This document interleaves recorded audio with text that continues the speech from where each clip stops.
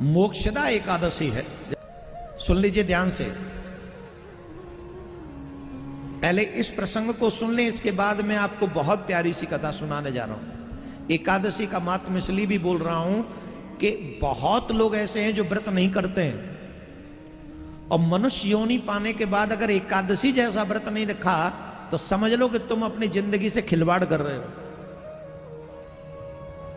सामर्थ्य होते होते एकादशी का व्रत करना चाहिए और संयमित होकर व्रत करना चाहिए। यहां पर हमने देखा है बहुत शिष्य लोग व्रत करते हैं और हमें गर्व है उन शिष्यों पर जो अपने जीवन को साधना में लगाकर भगवान को पाने के लिए प्रयासरत हैं। उनके लिए साधुवाद है, वाकई साधुवाद है। जब युधिष्ठिर ने पूछा, भगवान श्री कृष्ण से पूछा कि मोक्षदा एकादशी का व्रत का क्या महात्म्य है, कृपा करके हमें बताइए। तो भगवान श्री कृष्ण ने कहा कि मोक्षदा एकादशी का व्रत का बहुत ही बड़ा महात्म्य, मैं तुम्हें उनकी कथा सुनाता हूं।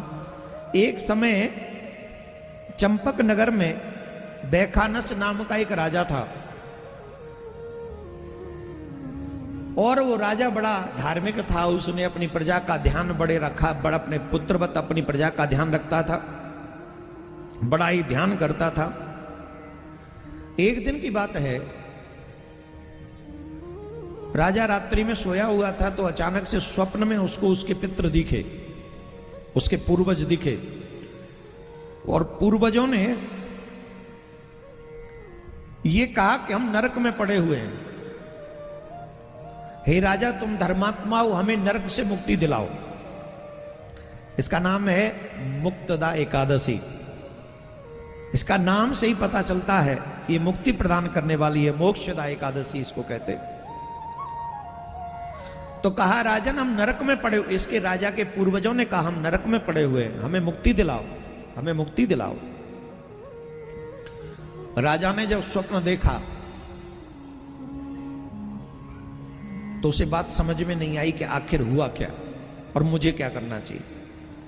तो राजा ने ब्राह्मणों के सामने जाकर अपनी बात रखी, अपने स्वप्न की बात बताई कि हमने ऐसा स्वप्न देखा है, बताओ हम क्या करें। तो ब्राह्मणों ने कहा राजन यहां से कुछ दूरी पर एक बहुत तपस्वी संत रहते हैं और वो बड़े विद्वान हैं, त्रिकालज्ञ हैं, तीनों कालों के विषय में जानते हैं, इसलिए तुम अपना स्वप्न उनको जाके बताओ। अगर तुम उन्हें बताओगे तो निश्चित ही तुम्हारे स्वप्न का कोई ना कोई अर्थ वो अवश्य बताएंगे। तब राजा बैखानस ने उन ऋषि से अपनी सारी बात कही, और जब ऋषि ने ये बात सुनी तो उन्होंने राजा को मोक्षदा एकादशी का व्रत करने के लिए कहा और कहा राजन तुम मोक्षदा एकादशी का व्रत करो, जो कि मार्गशीर्ष मास के शुक्ल पक्ष की एकादशी को मोक्षदा एकादशी कहा जाता है। अगर तुम ये व्रत करोगे और इस व्रत को पूरे विधि विधान से नारायण की सेवा करके, व्रत करके, ब्रह्मचर्य का पालन करके, असत्य का त्याग करके, पृथ्वी पर शयन करके, ब्राह्मणों को जिमा के, दान पुण्य करके, फिर संकल्प करके वो जो व्रत का फल है वो अपने पितरों को दे दो, पूर्वजों को दे दो, जिससे तुम्हारे पूर्वजों की मुक्ति हो जाएगी, कल्याण हो जाएगा।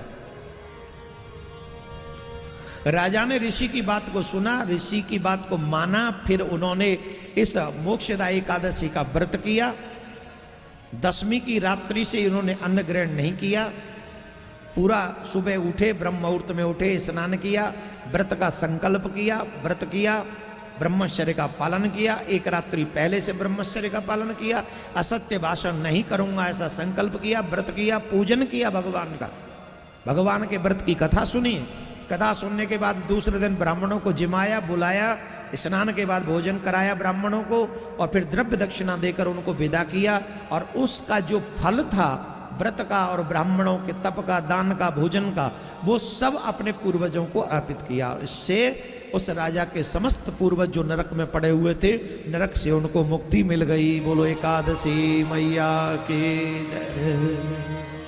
एक बात सुन ले, यहां पर जितने भी लोग बैठे हैं, धनवान जो बैठे हैं वो ज्यादा सुने ध्यान से, और हम जैसे मिडिल क्लास बैठे वो भी सुन ले ध्यान से, ध्यान से सुनो।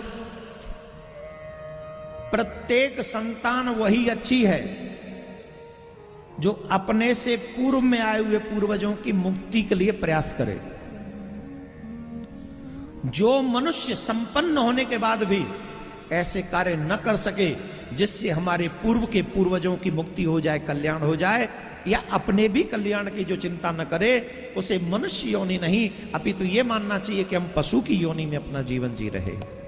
इसलिए हम सब सिर्फ खाने कमाने सोने और ऐश करने के लिए नहीं आए। मनुष्य बने हैं, मनुष्य की तरह व्यवहार करना चाहिए।